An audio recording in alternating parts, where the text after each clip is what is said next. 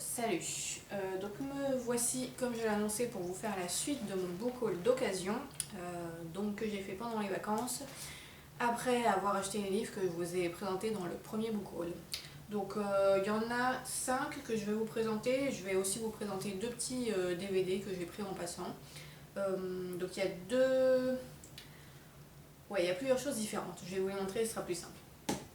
Donc en fait on est allé genre le dernier jour ou l'avant-dernier jour des vacances avec mes parents sur une braderie. Évidemment, même si j'avais déjà acheté des livres, j'ai quand même regardé les livres qu'il y avait sur la braderie. Et évidemment j'en ai trouvé que je voulais prendre. Donc tout d'abord il y en avait un roman qui était sur ma wishlist depuis vraiment hyper longtemps mais que je me décidais jamais à acheter. Et là je suis tombée dessus par hasard. Donc je me suis dit que ce serait l'occasion de le découvrir enfin. Il s'agit de La Cité des Dieux Sauvages de Isabelle Allende. Voilà, donc il est en grand format, c'est aux éditions Grasset. Et c'est un roman d'aventure qui se passe en Amazonie. Donc Isabelle Allende, elle est super connue. Elle a écrit des romans qui ont eu beaucoup de succès, notamment La Maison aux Esprits. Alors je n'ai lu aucun de ses romans, c'est une autrice que je connais vraiment pas du tout. Donc après je pense pas que ce roman-là soit le meilleur pour la découvrir parce que d'après ce que j'ai vu en fait dans le feuilleton, ça a l'air d'être un roman assez jeunesse quand même. Et je pense que c'est pour ça que en fait, quand je suis allée le rentrer sur ma bibliothèque virtuelle sur Livre Addict, j'ai vu qu'il était assez moyennement noté. Et je me dis que c'est peut-être parce que c'est un... En fait, quand on le regarde comme ça, on n'a pas l'impression que c'est un roman jeunesse. On peut se dire que c'est un roman d'aventure adulte. Et du coup, peut-être que certaines personnes ont été un peu déçues en découvrant que c'était plus pour un jeune public, parce qu'effectivement le style et l'histoire ont l'air assez simples, les personnages ont l'air parfois un peu stéréotypés dans les dialogues d'après les quelques passages que j'ai lus un peu au hasard. Donc voilà. Bon, moi je vais le prendre comme un roman jeunesse, donc voilà, j'ai pas de très hautes attentes dessus. J'attends juste une histoire divertissante qui se passe en Amazonie. C'est plutôt rare que j'ai l'occasion de lire des romans qui se passent en Amérique du Sud.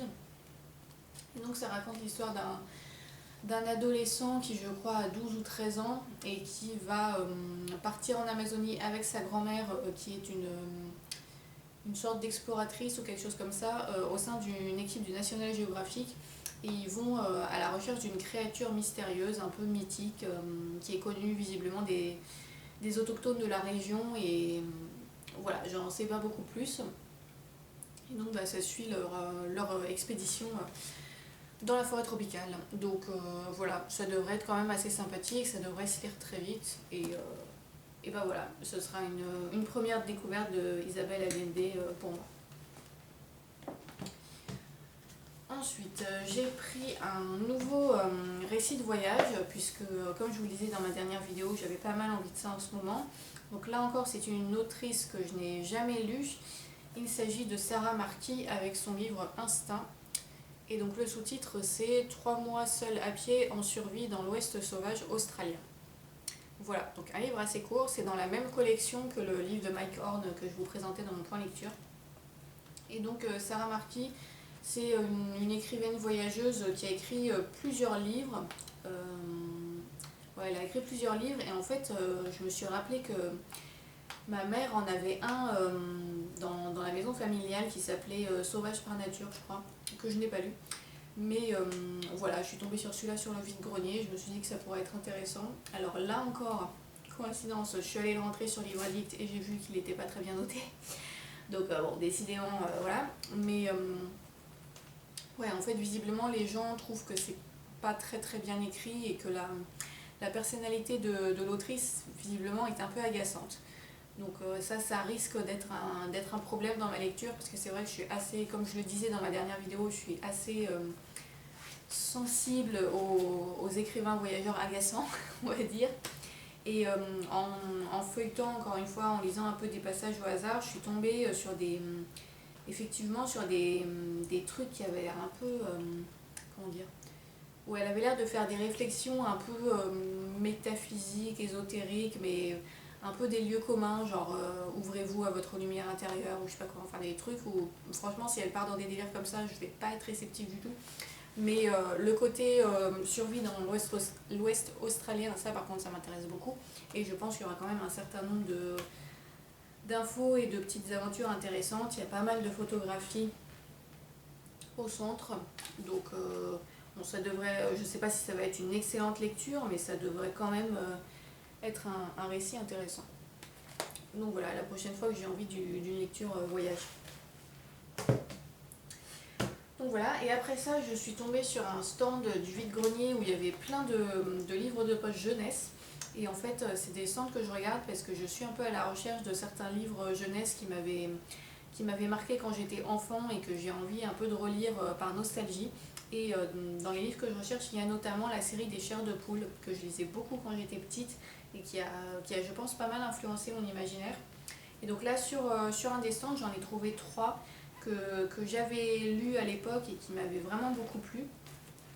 Donc tout d'abord, il y a Le Parc de l'Horreur, qui a été, je pense, quand j'étais petite, mon chair de poule préféré, probablement. J'en ai vraiment un très très bon souvenir de ce livre. Je me rappelle que je l'avais adoré quand j'étais enfant, je l'avais lu plusieurs fois. Et là, je l'ai retrouvé exactement dans la même édition, avec la même couverture, etc.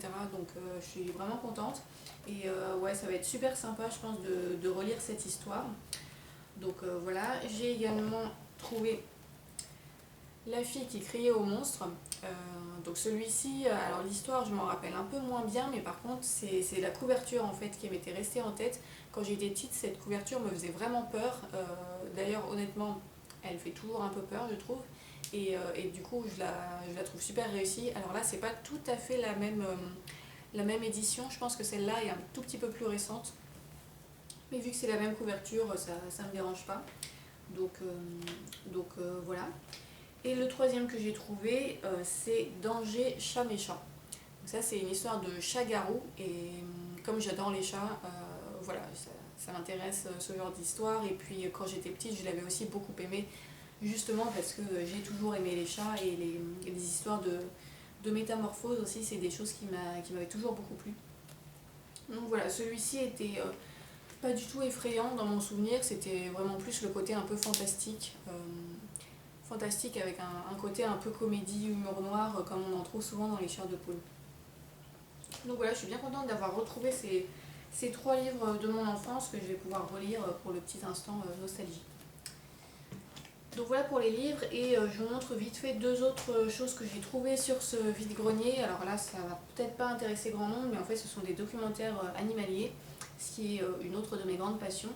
Et en fait, ça fait quelques années que à chaque fois que je vais dans les Emmaüs ou les braderies pendant les vacances en Bretagne, je tombe sur des films d'une même série. Donc je ne sais pas si c'est la même personne qui les donne au fur et à mesure ou quoi, mais il y en avait certains qui sont plutôt pas mal, et là j'en ai trouvé 2 que je n'avais pas. Donc c'est une série qui s'appelle Natural Killers, donc qui est consacrée aux prédateurs. Et donc là j'ai trouvé celui sur les loups et celui sur le glouton, qui est un animal assez méconnu, et c'est bien la première fois que je tombe sur un documentaire entièrement consacré à cet animal, donc ça devrait être plutôt intéressant. Alors après cette série, il y a des très bons documentaires et des très mauvais aussi, c'est assez inégal selon les épisodes. Donc voilà, là ça va être la surprise, je ne sais pas du tout ce qu'ils valent. Et donc juste pour vous présenter, en fait la jaquette c'est comme un livre. Donc à l'intérieur il y a le disque. Et vous avez aussi une espèce de petit livret avec des explications sur l'animal qui est présenté. Et voilà, sur ce qu'on va voir dans le film, etc. Donc c'est plutôt sympa. Alors c'est assez ancien, hein. C'est je sais pas de quand ça date ça, mais 2005. Donc voilà, ça commence à devenir un peu ancien. Mais franchement, il y a certains des épisodes qui sont vraiment pas mal. Et moi j'aime bien regarder les documentaires animaliers un peu anciens, puisque en fait ça garde une valeur scientifique, puisque c'est des images qui sont tournées dans la nature avec des vrais animaux qui se comportent naturellement. Alors je dis ça, c'est dans la majorité des cas, parce qu'il y a aussi des documentaires animaliers qui sont un peu truqués avec des montages artificiels, des animaux qui sont présentés comme sauvages alors qu'en fait ils sont plus ou moins apprivoisés. Voilà, faut toujours se méfier un petit peu avec certains documentaires. Mais voilà, ça a été le cas d'ailleurs dans cette série. Il y avait certains des épisodes où on voyait que les animaux étaient apprivoisés et c'était vraiment pas très bien pas très bien dissimulé. Donc là j'espère que ce ne sera pas le cas. Et donc dans tous les cas, voilà, ce que je disais, c'est que j'aime bien regarder des anciens documentaires parce qu'on y trouve parfois des images assez étonnantes et un côté aussi différent des documentaires récents qui n'ont pas tout à fait le même, pas tout à fait la même ambiance, pas la même façon de présenter les choses, de raconter les choses. Donc c'est toujours intéressant pour moi de faire des comparaisons entre les documentaires anciens et les documentaires récents.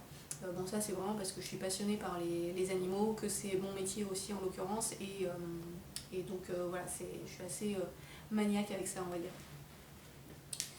Donc voilà pour ces petits achats, ces derniers petits achats que j'ai fait là pendant cet été. Pour les prochaines vidéos, je réfléchis à ce que je pourrais faire. La prochaine revue gaming, elle va pas venir tout de suite parce que je pense que Ghost of Tsushima, le jeu auquel je joue en ce moment, va me prendre un petit peu de temps. Du coup, je réfléchissais peut-être à faire éventuellement un nouveau bookshelf tour, mais en vous montrant cette fois vraiment tous les livres de ma bibliothèque, ou alors éventuellement un film shelf tour pour vous montrer tous mes documentaires. Je me dis que ça peut peut-être intéresser certaines personnes, et aussi mes films de fiction en passant. À voir. N'hésitez pas à me dire si l'une ou l'autre de ces vidéos vous intéresse, comme ça pourra éventuellement m'orienter. Dans tous les cas, je vous souhaite une bonne journée, une bonne soirée. J'espère que cette vidéo vous aura intéressé comme d'habitude, et puis je vous dis à la prochaine. Salut!